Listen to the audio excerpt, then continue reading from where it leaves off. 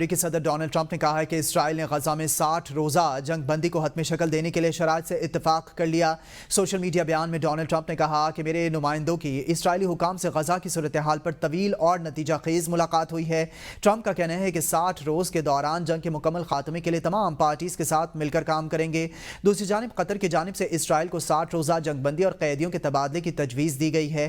امریکی صدر ٹرمپ کا کہنا ہے کہ امید ہے کہ حماس اس معاہدے کو قبول کرے گی، اگر ایسا نہ ہوا تو صورتحال مزید خراب ہوتی چلی جائے گی۔ ہمارا دشمن پانی کو ہتھیار بنانے کی کوشش کر رہا ہے۔ معاہدے کے تحت کوئی بھی فریق معاہدے کو یک طرفہ معطل کر سکتا ہے اور نہ ہی معاہدے سے نکل سکتا ہے۔ وزیراعظم شہباز شریف نے نیشنل ایمرجنسی سینٹر کے دورے میں گفتگو کرتے ہوئے کہا کہ دشمن کو عالمی ثالثی عدالت کے فیصلے سے بڑا دھچکا لگا، اپنے وسائل سے دیامر بھاشا اور دیگر منصوبے مکمل کرنے کے لیے پرعزم ہیں۔ وزیراعظم شہباز شریف نے کہا کہ سوات واقعے پر سیاست کے بجائے سچائی کے ساتھ اس کا جائزہ لینا چاہیے۔ ایسے واقعات کو کیسے روکا جا سکتا ہے؟ پاکستان کا شمار موسمیاتی تبدیلی سے متاثرہ ممالک میں ہوتا ہے۔ 22 when large swaths of Pakistan's land was submerged, turning crops totally washed away, millions of houses were damaged. Swat میں جو بہت ہی قیمتی جانیں جو ضائع ہوئی ہیں without going into any kind of politics, سیاست کو بالکل ایک طرف رکھتے ہوئے ہمیں اس کا ایک بڑا آنیسٹ جائزہ لینا چاہیے۔ ایسے واقعات کو کس طرح روکا جا سکتا ہے، اس کے لیے آپ کو PDMAs ہیں ان کے ساتھ اور صوبائی حکومتوں کے ساتھ مل کر آپ کو ایک مربوط پروگرام بنانا چاہیے۔ ہمارا جو دشمن ہے وہ کس طرح پانی کو ویپنائز کرنے کی کوشش کر رہا ہے، ابھی اس کو ایک انٹرنیشنل کورٹ میں بہت سیٹ بیک ہوا۔ انٹرنیشنل کورٹ نے یہ فیصلہ دیا کہ ہندوستان 1960 کے ٹریٹی کے تحت انڈس واٹر ٹریٹی، اس میں کسی طور پر بھی اس کو یک طرفہ طور پر نہ سسپینڈ کر سکتا ہے نہ اس سے نکل سکتا ہے۔ وفاقی وزیر دفاع خواجہ آصف کا کہنا ہے کہ بھارت روزانہ پاکستان میں دہشت گردی میں ملوث ہے اور پلوامہ واقعے سے متعلق کسی کے پاس کوئی ثبوت نہیں ہے۔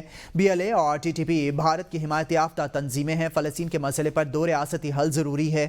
خواجہ آصف نے کہا کہ پیپلز پارٹی وفاق اور پنجاب کی حکومتوں میں شامل ہو سکتی ہے۔ پیپلز پارٹی کی شمولیت کے امکانات ہیں، یہ میرا سیاسی اندازہ ہے۔ حتمی فیصلہ شہباز شریف اور آصف علی زرداری کریں گے۔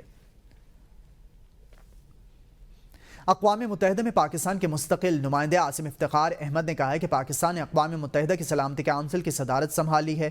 پاکستان UN چارٹر کے مطابق تنازعات کا پرامن حل چاہتا ہے۔ عالمی صورتحال کشیدہ ہے جہاں بڑے پیمانے پر تنازعات اور انسانی بحران جنم لے رہے ہیں۔ عاصم افتخار نے کشمیر میں انسانی حقوق کی صورتحال پر تشویش کا اظہار کرتے ہوئے کہا کہ مسئلہ کشمیر پر اقوام متحدہ کی قراردادیں حل کا طریقہ کار موجود ہے جو استصواب رائے اور کشمیریوں کا حق خود ارادیت ہے۔ جولائی کے دوران پاکستان کی صدارت میں کئی اہم اجلاس منعقد ہوں گے جن میں عالمی سلامتی کے مسائل پر تبادلہ خیال کیا جائے گا۔ 29 جولائی کو اقوام متحدہ کے خصوصی امن مشنز پر کانفرنس ہوگی۔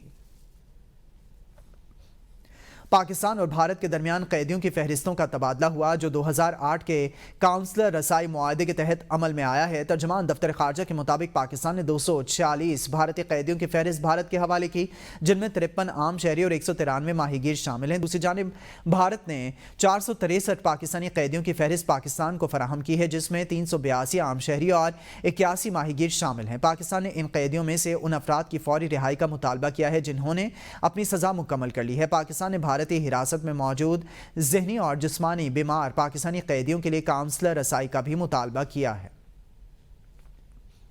پاکستانی فضائیہ کے سربراہ air chief marshal Zaheer Ahmed Babar Sidhu کا امریکہ کا تاریخی دورہ۔ ایئر چیف مارشل نے پینٹاگون، امریکی محکمہ خارجہ اور کیپٹل ہل میں اہم اعلیٰ حکام سے ملاقاتیں کی ہیں۔ دورے کے دوران پاک فضائی کے سربراہ نے دفاعی تعاون، خطے میں سیکیورٹی کی صورتحال اور تکنیکی شراکت داری پر تبادلہ خیال کیا۔ ذرائع کا کہنا ہے کہ پینٹاگون میں امریکی فضائیہ کی قیادت سے ہونے والی ملاقاتوں میں علاقائی استحکام اور جدید فضائی ٹیکنالوجی کے شعبے میں باہمی اشتراک پر گفتگو کی گئی۔ محکمہ خارجہ اور کانگریس میں ہونے والی نشستوں میں پاکستان امریکہ دفاعی تعلقات، انسدادی دہشت گردی اور باہمی اعتماد کو فروغ دینے پر زور دیا گیا۔ یہ دورہ دونوں ممالک کے درمیان دفاعی شراکت داری کو ایک نئی جہت دینے کی کوشش قرار دیا جا رہا ہے۔ چیف جسٹس یحییٰ آفریدی کی سربراہی میں جوڈیشل کمیشن کا اجلاس۔ جوڈیشل کمیشن نے 4 ہائی کورٹس کے مستقل چیف جسٹسز کی منظوری دے دی ہے۔ جسٹس سرفراز Dogar Islamabad high court, justice SM Atiq Shah Peshawar high court, justice Rozi Khan Balochistan high court, justice Muhammad Junaid Ghaffar Sindh high court کے مستقل چیف جسٹس ہوں گے۔ بشارت راجہ رپورٹ کر رہے ہیں۔ اسلام آباد ہائی کورٹ کے مستقل چیف جسٹس کے لیے جسٹس سرفراز جوگر، جسٹس محسن اختر کیانی اور جسٹس میاں گل حسن اورنگزیب کے ناموں پر غور کیا گیا۔ جوڈیشل کمیشن کی جانب سے جسٹس سرفراز جوگر کو اسلام آباد ہائی کورٹ کا مستقل چیف جسٹس تعینات کرنے کی منظوری۔ جسٹس سرفراز جوگر کو 16 میں سے 9 ووٹ ملے۔ جسٹس جمال مدوخیل نے ووٹ کا حق استعمال نہ کیا۔ جسٹس منصور علی شاہ اور جسٹس منیب اختر نے جسٹس محسن اختر کیانی کے حق میں ووٹ دیا۔ جوڈیشل کمیشن کے 4 ممبران نے جسٹس میاں گل حسن اورنگزیب کے حق میں ووٹ دیا، جن میں پی ٹی آئی کے 2 ممبران بھی شامل تھے۔ جوڈیشل کمیشن نے جسٹس ایس ایم عتیق شاہ کو 11-5 کے تناسب سے پشاور ہائی کورٹ کا مستقل چیف جسٹس مقرر کرنے کی منظوری دی۔ جسٹس ایس ایم عتیق شاہ کو پشاور ہائی کورٹ کا چیف جسٹس مقرر کرنے کی جسٹس منصور علی شاہ، جسٹس منیب اختر، بیرسٹر گوہر، بیرسٹر علی ظفر اور وزیر قانون خیبر پختونخوا نے مخالفت کی۔ جوڈیشل کمیشن نے جسٹس روزی خان کو بلوچستان ہائی کورٹ کا چیف جسٹس تعینات کرنے کی منظوری دی۔ سندھ ہائی کورٹ کے چیف جسٹس کے لیے جسٹس جنید غفار، جسٹس ظفر احمد راجپوت اور جسٹس اقبال کلہوڑو کے ناموں پر غور کیا گیا۔ جوڈیشل کمیشن نے سندھ ہائی کورٹ کے لیے محمد جنید غفار کو مستقل چیف جسٹس بنانے کی منظوری دے دی۔ پاکستان تحریک انصاف کی لاہور جیل میں قید سینئر قیادت نے پارٹی قیادت کو مذاکرات شروع کرنے کی تجویز دے دی ہے۔ شاہ محمود قریشی، ڈاکٹر یاسمین راشد، عمر چیمہ سمیت دیگر اسیران اور رہنماؤں نے پارٹی لیڈرشپ کے نام ایک خط لکھا ہے جس میں حکومت سے مذاکرات کی تجویز دی گئی ہے۔ قیدی رہنماؤں نے سیاسی اور مقتدر حلقوں کے درمیان مذاکرات کو وقت کی اہم ضرورت قرار دیا ہے۔ خط میں ابتدائی طور پر سیاسی بنیادوں پر مذاکرات کے آغاز کی تجویز دی گئی ہے۔ پی ٹی آئی رہنماؤں نے لاہور میں قید پارٹی قیادت کو مذاکراتی عمل کا حصہ بنانے کا بھی مطالبہ کیا ہے۔ بانی تحریک انصاف تک رسائی آسان بنانے اور مذاکراتی کمیٹی تشکیل دینے کی اپیل کی گئی ہے۔ بانی پی ٹی آئی نے پارٹی قیادت کو 10 محرم الحرام کے بعد حکومت کے خلاف تحریک چلانے کی ہدایت کر دی ہے۔ راولپنڈی اڈیالہ جیل کے باہر میڈیا سے گفتگو میں علیمہ خان نے کہا کہ بہنوں کو 15 منٹ ملاقات کا وقت ملا۔ ایک وکیل ظہیر عباس کو 1.5 منٹ ملاقات کی اجازت ملی۔ سلمان صفدر، سلمان اکرم راجہ، نیاز اللہ نیازی کسی کو ملاقات کی اجازت نہیں ملی۔ انہوں نے کہا کہ یہی کوششیں ہیں جس سے بانی کو مائنس کیا جا رہا ہے۔ بانی نے کہا ہے کہ اسمبلیوں میں بیٹھے لوگ سے ووٹ آئے گا۔ 27ویں ترمیم لائی جا رہی ہے۔ ہمشیرہ بانی پی ٹی آئی نے کہا کہ غلامی کے نظام سے بہتر ہے کہ زندگی جیل میں گزاریں۔ میں نہیں کہہ رہی ہوں کر دیا کہ آپ کو نظر نہیں آ رہا ہے جی۔ عمران خان کی ساری لیگل میٹنگز ختم کر دی گئی ہیں، جو ان کے بچوں سے 8-9 مہینے ہو گئے بات نہیں کرائی گئی، تو آپ کیا یہ آئسولیشن نہیں ہے؟ ڈاکٹرز کو اجازت نہیں دے رہے ملاقات کرنے کی۔ ہماری فیملی میں سے ڈاکٹر عظمیٰ اور ڈاکٹر نانی ریاضی کو صرف اجازت ہے جانے کی، اور یہ بھی اگر ہم یہاں بہت جد و جہد کریں تو پھر تو عمران خان کو تو کوئی مل ہی نہیں سکتا ہے۔ ایک سیکنڈ، عمران خان آئسولیٹ ہو چکے ہیں، ٹھیک ہے، اور اس کو کیا کہتے ہیں؟ آپ نارملائز نہیں کریں گے عمران خان کی آئسولیشن، یہ میں کہہ رہی ہوں۔ آئین میں 27ویں ترمیم لانے پر کوئی غور نہیں کیا جا رہا۔ وزیراعظم کے مشیر برائے سیاسی امور رانا ثناءاللہ کہتے ہیں کہ خیبر پختونخوا میں تحریک انصاف کے ارکان منحرف ہو سکتے ہیں، جہاں نمبر گیم کافی دلچسپ صورتحال اختیار کر چکی ہے۔ انہوں نے کہا کہ اگر جیل سے تحریک چلائی گئی تو بانی تحریک انصاف کے لیے مشکلات پیدا ہو سکتی ہیں۔ اگر پی ٹی آئی اسٹیبلشمنٹ سے بات کرنا چاہتی ہے تو کر لے۔ سیاسی جماعتوں کے مذاکرات ہمیشہ سیاسی قوتوں سے ہی ہوتے ہیں۔ رانا ثناءاللہ نے مزید کہا ہے کہ جب ہم جیل میں تھے تب بھی ہمارا بیانیہ مذاکرات پر مبنی تھا، لیکن جب ہم مذاکرات کی بات کرتے تھے تو بانی پی ٹی آئی سے NRO کا نام دیتے تھے۔ تحریک انصاف کا خیبر پختونخوا حکومت گرانے کی افواہوں کے تناظر میں مولانا فضل الرحمان سے رابطہ۔ JUI سربراہ نے حکومت گرانے میں عدم دلچسپی ظاہر کی ہے۔ مولانا نے کہا ہے کہ موجودہ اسمبلیاں حقیقی مینڈیٹ نہیں رکھتی اور شفاف نئے انتخابات ضروری ہیں۔ خیبر پختونخوا میں امن و امان، کرپشن اور گورننس کی بری صورتحال ہے۔ وفاق یا صوبائی حکومت میں آنے میں کوئی دلچسپی نہیں ہے۔ خیبر پختونخوا حکومت گرانے میں کوئی دلچسپی نہیں ہے۔ مولانا فضل الرحمان کا تحریک انصاف کو جواب۔ مولانا فضل الرحمان نے پی ٹی آئی کو خود صوبے کے حالات کا جائزہ لے کر دانشمندانہ فیصلے کرنے کا مشورہ دیا ہے۔ وزیراعظم شہباز شریف کا ایرانی سفارت خانے کا دورہ۔ وزیراعظم کا ایران سے اظہار تعزیت، تعزیتی کتاب پر دستخط کیے۔ وزیراعظم شہباز شریف کا ایرانی شہداء اور زخمیوں کو خراج عقیدت۔ شہباز شریف کے ہمراہ اسحاق ڈار، طارق فاطمی اور سیکرٹری خارجہ موجود تھے۔ وزیراعظم کا ایرانی عوام اور حکومت سے دلی ہمدردی اور یکجہتی کا اظہار سامنے آیا۔ شہداء کے لیے دعا اور زخمیوں کی جلد صحت یابی کی دعا کی ہے۔ وزیراعظم شہباز شریف نے ایرانی قوم کے حوصلے اور جرأت کو سراہا۔ پاکستان ایران کے ساتھ مسلسل تعاون جاری رکھے گا۔ وزیراعظم पाकिस्तान की जानिब से ऐसा कहा गया। चेयरमैन FBI राशिद महमूद लंगड़ियाल का कहना है कि हमारे लिए टैक्स अदा करने वाला सबसे ज़्यादा अहम है। टैक्स देने वाला मुल्क को चलाने में अपना किरदार अदा करता होता है। FBI के अंदर ईमानदारी के कल्चर को फ़रोग़ दे रहे हैं ताकि टैक्स अदा करने वालों को तंग ना किया जाए। रमसाल को हम टैक्स अदा करने वाले के लिए आसानियाँ पैदा करने के लिए काम कर रहे हैं। वज़ीर आज़म की हिदायत के मुताबिक टैक्स अदा करने वालों और इदारे के दरमियान पैदा होने वाली दूरियों को कम किया जाएगा।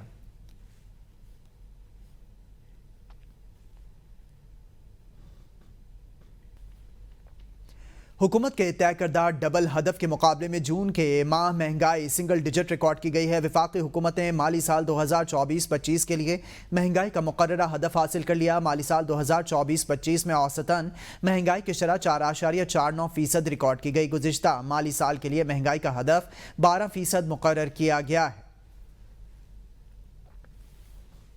वज़ीर आज़म की जानिब से अप्रैल 2025 में बिजली सारिफीन के लिए ऐलान करदा ₹7.41 फ़ी यूनिट रिलीफ पैकेज का मामला नेपरा में होने वाली समात के दौरान वज़ारत तवानाई पैकेज से मुतालिक तसल्ली बख्श जवाब ना दे सकी, जिस पर अथॉरिटी ने तहफ़्फ़ुज़ात का इजहार किया है। वज़ीर आज़म का ऐलान करदा रिलीफ पैकेज दरअसल मुख्तलिफ एडजस्टमेंट्स को जमा करके पेश किया गया, जिसके बाइस सारिफीन को हर माह जुज़वी रिलीफ मिला। अप्रैल में ऐलान के बाद दूसरी सहमाही अप्रैल ता जून के दौरान ₹1.90 फ़ी यूनिट रियायत दी गई, जबकि पेट्रोलियम मसनूआत की कीमतों में एडजस्टमेंट के जरिए ₹1.71 का रिलीफ दिया गया। इसी तरह तीसरी सहमाही मई ता जुलाई के तहत सारिफिन को ₹1.55 फ़ी यूनिट की कमी मिली। ज़राए के मुताबिक फ्यूल प्राइस एडजस्टमेंट की मद में भी 90 पैसे फ़ी यूनिट का रिलीफ दिया गया। आइंदा माह से वज़ीर आज़म के ऐलान करदा रिलीफ पैकेज का खात्मा मुतवक्के है। नेपरा समात में पावर डिवीजन अथॉरिटी के सवालात पर जवाब देने में नाकाम रहा।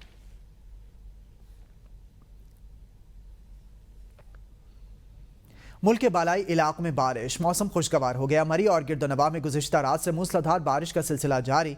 नदी नालों में तुग़यानी अब तक 70 मिलीमीटर बारिश रिकॉर्ड। पूरी वादी धुंध की लपेट में है। PTMA की जानिब से अलर्ट जारी कर दिया गया है। शहरियों को गैर ज़रूरी सफ़र से गुरेज करने की हिदायत भी की गई है। खैबर पख्तूनख्वा में नौशेरा और खानपुर में भी मूसलाधार बारिश से मौसम खुशगवार हो गया है, जबकि आज़ाद कश्मीर में हजीरा, खड़ी शरीफ में हल्की बारिश और ठंडी हवाओं ने मौसम को सुहाना बना दिया है। कोरंगी पुलिस के मुबैना मुकाबले में 3 अफराद कत्ल होने का मामला पीपल्स पार्टी MNA सरदार नबील अहमद गबोल मकतूलीन के बुरसा के पास पहुंच गए।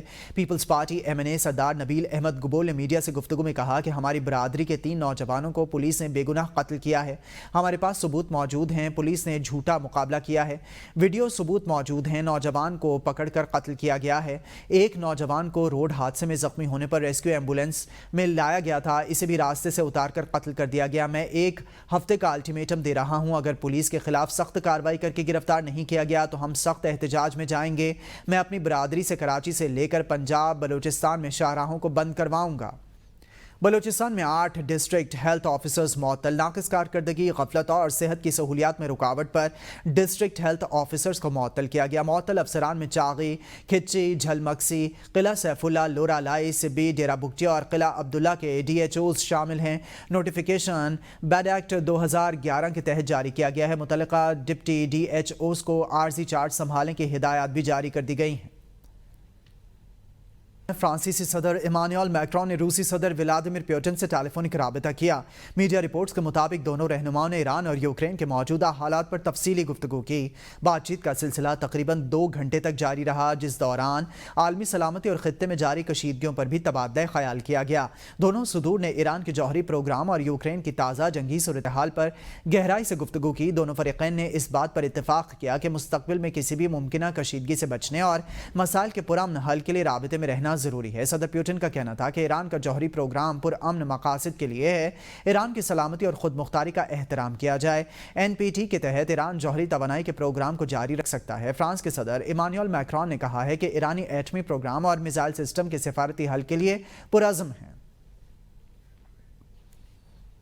ریاض میں سعودی نائب وزیر خارجہ ولید بن عبدل کریم سے ایران کے سفیر علی رضا عنایت علی نے ملاقات کی ہے۔ علی رضا عنایت علی نے سعودی نائب وزیر خارجہ کو ایرانی وزیر خارجہ عباس عراقچی کا خط پہنچایا۔ سعودی میڈیا کے مطابق خط دونوں ممالک کے تعلقات سے متعلق ہے۔ ایرانی وزیر خارجہ نے خط میں تمام شعبوں میں انہیں مضبوط بنانے اور سپورٹ کے طریقوں سے متعلق بات چیت کی ہے۔ سعودی سفیر سے ملاقات کے دوران دونوں ملکوں کے دو طرفہ تعلقات کا جائزہ بھی لیا گیا اور مشترکہ دلچسپی کے امور پر گفتگو کی گئی۔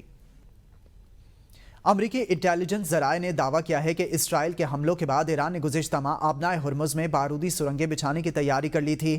امریکی انٹیلیجنس ذرائع کے مطابق ایران نے آبنائے ہرمز میں بارودی سرنگیں نصب نہیں کی ہیں۔ ایران نے گزشتہ ماہ خلیج فارس میں بحری جہازوں پر بارودی سرنگیں لوڈ کی تھیں۔ انٹیلیجنس ذرائع کے مطابق یہ واضح نہیں ہو سکا ہے کہ ایران نے بعد میں مائن جہازوں سے آف لوڈ کی ہیں یا نہیں کی ہیں۔ امریکی حکام کے مطابق انٹیلیجنس نے سیٹلائٹ اور خفیہ ذرائع سے معلومات حاصل کی تھیں۔ امریکہ کے صدر ڈونلڈ ٹرمپ نے مختلف ممالک سے تجارتی معاہدوں کے لیے 9 جولائی کو ڈیڈ لائن بڑھانے سے انکار کر دیا ہے۔ صدر ڈونلڈ ٹرمپ نے کہا کہ جاپان کے ساتھ تجارتی معاہدہ ہونے پر شبہ ہے، شاید جاپان سے ڈیل نہ ہو سکے۔ جاپان سے درآمدات پر ٹیرف 30 یا 35% یا کچھ بھی ہو سکتا ہے۔ انہوں نے کہا کہ بھارت کے ساتھ ڈیل کا امکان ہے۔ ٹرمپ نے ایک بار پھر نیو یارک کے میئر کے لیے ڈیموکریٹک پارٹی کے امیدوار زہران ممدانی پر تنقید کرتے ہوئے کہا کہ انہیں پاگل قرار دیتا ہوں۔ اگر نیو یارک کے لوگ زہران ممدانی کی طرف جاتے ہیں تو وہ بھی پاگل ہیں۔ ٹرمپ نے کہا کہ زہران ممدانی بہت خوفناک ہوگا، وہ ایک کمیونسٹ ہے۔ انہوں نے کہا کہ دیکھنا چاہوں گا کہ ممدانی کو پیسے لینے کے لیے وائٹ ہاؤس آنا پڑے گا، یہ بہت مزیدار ہوگا جب وہ وائٹ ہاؤس آئیں گے۔